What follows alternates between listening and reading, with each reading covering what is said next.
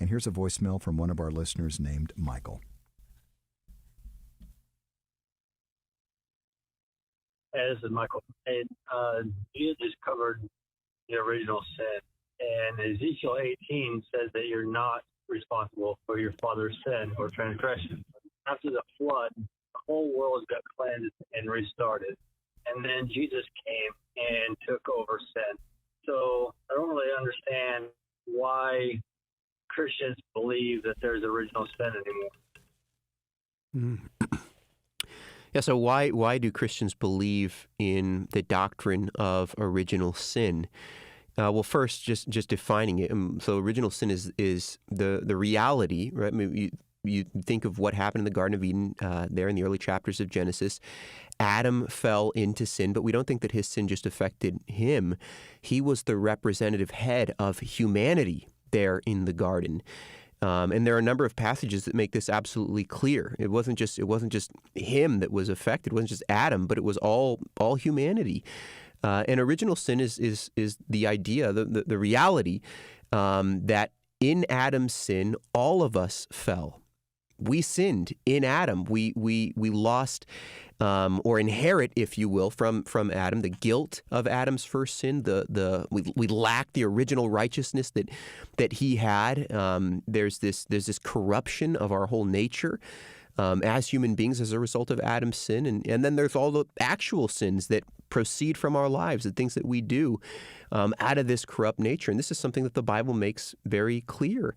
By nature, we're the children of wrath, the New Testament says. And this is a heavy topic and a difficult one for many people to understand, I think, especially when we're coming at it from a sort of very individualistic perspective, which many of us have in our world today. So that it's, your decisions don't affect me, my decisions are all that affect me. But the reality is Adam's sin does affect all of us. And so in terms of why we believe this, I mean, this is what the scriptures teach.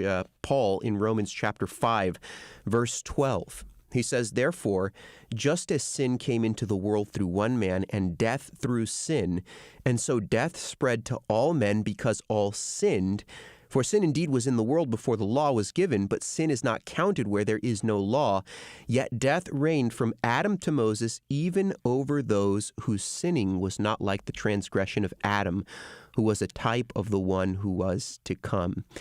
There's been a lot of debate in the history of the church about these verses, but I think it was St. Augustine specifically who brought out the point that right there in verse 12, "Therefore, just as sin came into the world through one man and death through sin, and so death spread to all men because all sinned," there's this link between Adam's sin and the rest of humanity, and all of us sinned in him.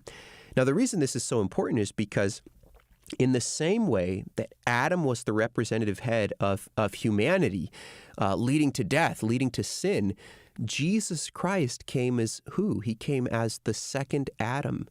We have justification, salvation, freedom from sin in Christ. And that's exactly what the Apostle Paul is going to go on to say there in Romans chapter 5 and verse 15.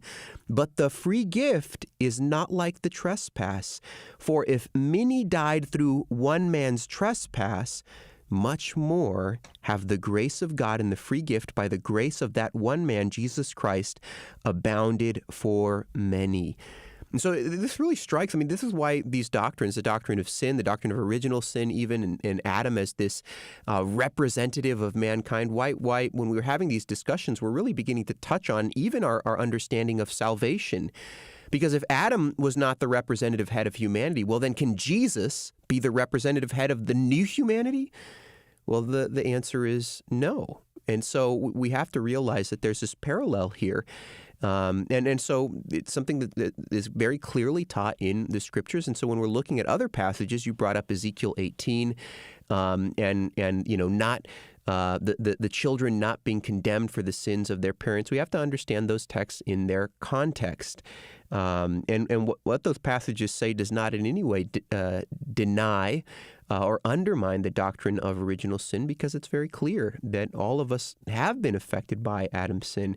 And sometimes people joke about this, right? Like if you want to if you want evidence for original sin, you just need to have children, because you realize that very early on, there's the issue of sin. There's the issue of fighting and rebelling and biting your sister and so on and so forth.